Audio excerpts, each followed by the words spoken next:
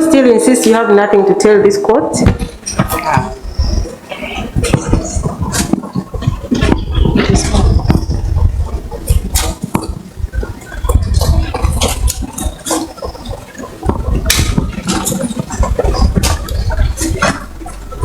I take it you have nothing? Yes, my lord. I don't have anything to say to the honorable court.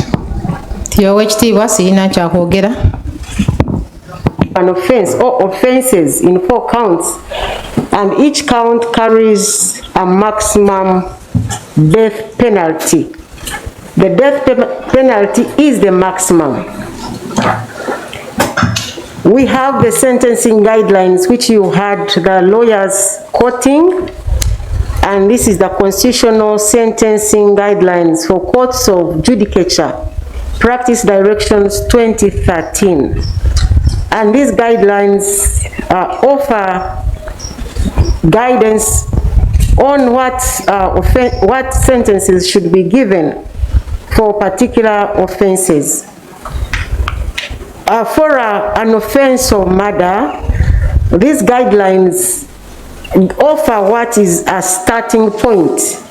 Starting point is like the middle point, and the starting point for the offense of murder for which the convict has been convicted, the starting point is 35 years in prison or 35 years imprisonment.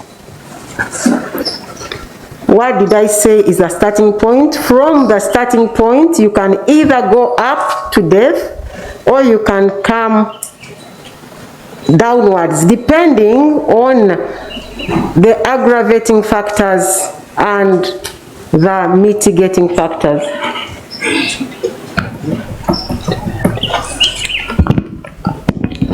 You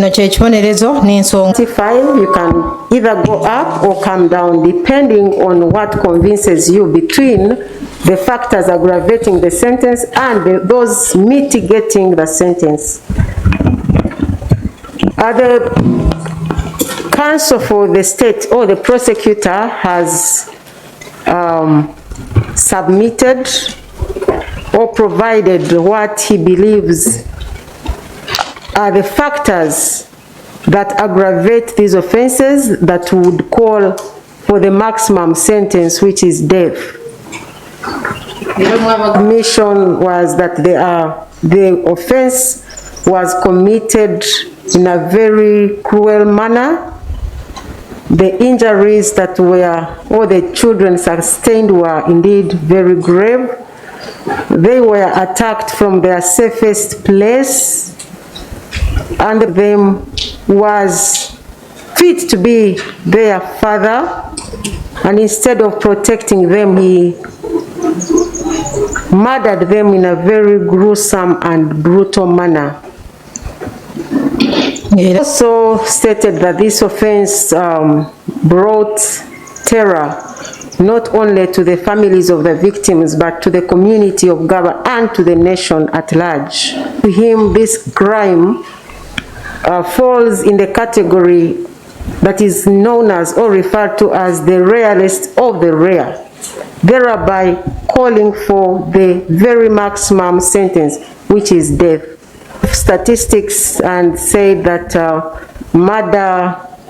murders or the killing of persons, unlawful killing of persons, is on the increase, and if it is not addressed, every year we are losing about 4 villages in such kind of crimes. And he also said it is highly likely that because the crime is not punished as much, that is why it has gone on and become more prevalent. Okay. The accused person in mitigation, the court asked him to say something in mitigation, but he chose to keep quiet. The lawyer Miss Sarah Okello, of course, first brought condolences and a prayer for healing for this land because of what happened, and went ahead to mitigate on behalf of the convict. Under paragraph 17 of the guidelines, sentencing guidelines, the court may only pass a sentence of death in exceptional circumstances in the rarest of the rare cases where imprisonment for life or other custodial sentence is demonstrably inadequate. Rarest of the rare cases is described under paragraph 18 to include cases where the court is satisfied that the commission of the offense was planned or meticulously premeditated and executed. The submissions made by Ms. Sarah Okello on behalf of the convict to the effect that the convict's family is broken and dysfunctional, and he's also a dysfunctional person, and I am supposed to weigh that against the aggravating factors which the prosecution raised. While passing the judgment, I emphasized how gruesome and brutal and heinous this offense was, and not only are the families of the deceased children still grieving, but the entire nation of Uganda still grieves at the loss of 4 innocent souls whose destinies were cut short by the barbaric actions of the convict on the 2nd day of April 2026. Consider the fact that the convict meticulously, with a lot of sophistication, planned and premeditated this offense, who depend on adults for their protection and survival.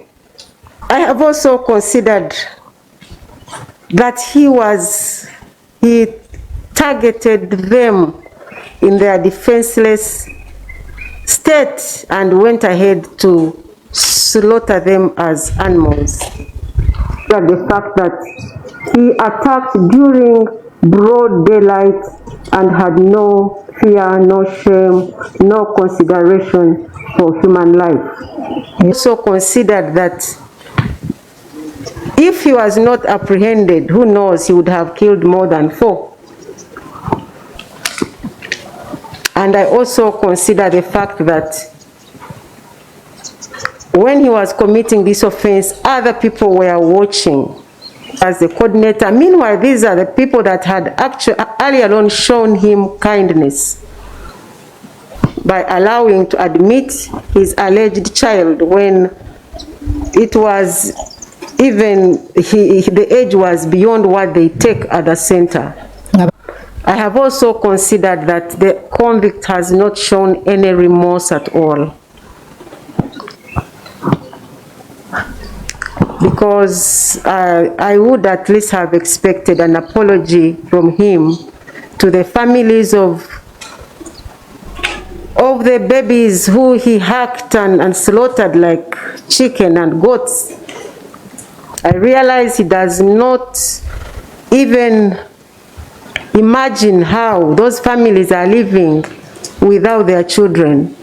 He watched the mother of Gideon collapse or faint as she testified. He must that she's going through something that she may never hear from. Was not to apologize. I have considered what this offense, the impact it has had to the families that lost their babies, The 2nd of April 2026 to them was like any other day. They dropped their children to school only to find dead bodies. That pain, only God will help them to heal. I have considered the statement that the convict comes from a dysfunctional family and it is broken, but I do not believe that should be reason for someone to find other people's children and then slaughters them mercilessly. I've also considered his denial that that he did not kill these children for human sacrifice, but I am inclined to believe that that was the reason. What he informed or he told Dr. Nwamanya Emmanuel. Because I would find no reason why someone would rise up or leave their homes early morning to come and slaughter children who are in their safe space at school. That is why I'm convinced that this was for ritual purposes, blood sacrifice for young children. I agree, and I agree with the prosecution that this case or these offenses fall in the rarest of the rare. The immigration officer informed the court that when he made inquiries, they said this kind of thing had never happened. For 4 children to be killed just in a very short time by one person. The convict must be given a sentence that will not only speak to him, but also to those friends of his whose identities he refused to disclose, and any other person in this country who believes in sacrificing blood for wealth. Let them know that it is highly risky, because they will be found like Mr. Okello was found, and they will not escape the long arm of the law. But no reason why I should not sentence Mr. Okello with the maximum sentence. I hereby sentence him to suffer death for the murder of Eteku Gideon in count 1, Keisha Agenroth Otim in count 2, Seriange Ignatius in count 3, and Odekerayan in count 4 in a manner authorized by law. Right, that is the order of the court.